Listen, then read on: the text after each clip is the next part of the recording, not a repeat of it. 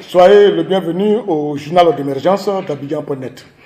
J'ai profité de l'occasion pour saluer mon ami Ibrahim Ouattara, photocopie.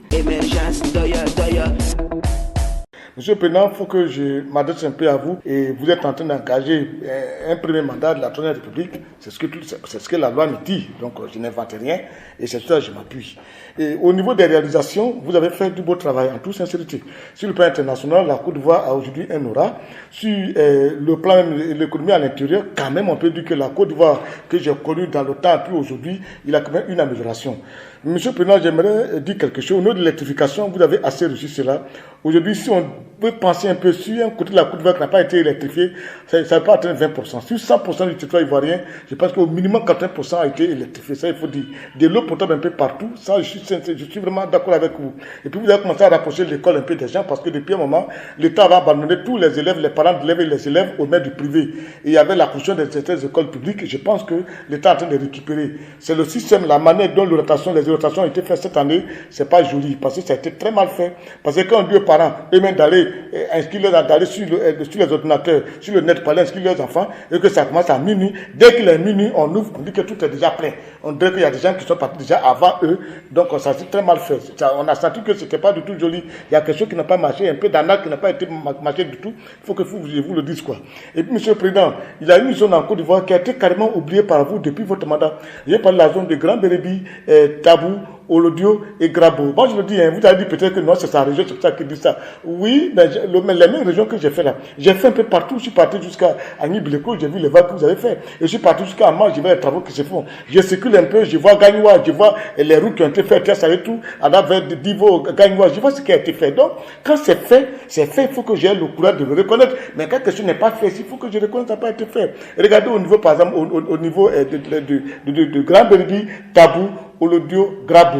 Voilà une zone qui produit le cacao, qui produit les viacultures, mais il n'y a rien. Pas d'infrastructure, pas de route ni rien. Quand il pleut, des gens qui sont en Grabo ne peuvent pas circuler. Et il n'y a pas d'infrastructure, même pas les hôpitaux. Tout c'est un tas de problèmes qui est là-bas. Et c'est une zone qui a été carrément oubliée par vous. Mais ce n'est pas votre faute. Il n'y a pas d'interlocuteur. Il n'y a pas d'interlocuteur qui va quitter dans ces zones pour vous rendre compte. Je vous donne un exemple. Moi, j'ai fait cette zone-là dans mes coups. J'ai circulé un peu. J'arrive à Grabo. Mais le mec de Grabo a été franc. Il dit, ah frère, pardon, si tu vas à Abidjan, il faut intervenir. Ils n'ont qu'à nous donner une ambulance. Parce que si on n'a pas d'ambulance, il y a une femme qui est décédée sur la route par mal d'ambulance. Ils n'ont rien dit ça. On a compris. Mais pourquoi là-bas, toutes ces zones, pas d'ambulance?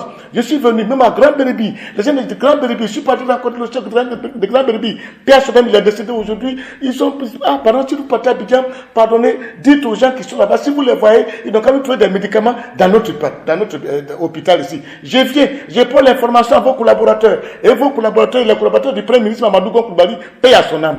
C'est-à-dire, tout le temps de votre mandat, ils n'ont posé aucune action de développement dans cette zone-là. Et c'est pas bien, Monsieur le Président. C'est pas bien. Mais si vous n'avez pas le temps, mais ils doivent avoir le courage de vous rappeler. Ils doivent avoir le courage de vous dire, il y a tel côté ici, il y a tel département, tel côté de la Côte d'Ivoire qui est un peu boiteux, où on n'a jamais mis les pieds. Ni Grand Bérébi, ni Tabou, ni Olodio, ni Grabo n'a connu un avantage durant tout votre mandat, Monsieur le Président. Et c'est ça qui pose problème.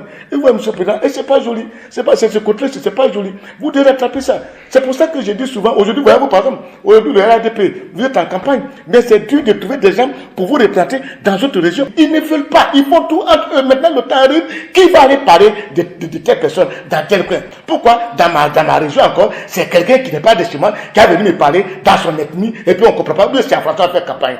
On fait la promotion des cadres. Toujours quand je dis tirer les autres, ils ne veulent pas. C'est un problème. Ça fait que le RDP peut être répandu sur le territoire national, mais c'est pas vrai. C'est un groupe seulement qui répand les autres dans des autres coins. Il faut que je leur dise ça. Et ils sont à la base de tout ça. Ils sont à la base de cette différence, de cette dichotomie. C'est eux qui sont à la base. Ils n'arrivent pas à tirer les autres. Mais ils sont méchants, ils sont très méchants. À bon entendeur, à la prochaine.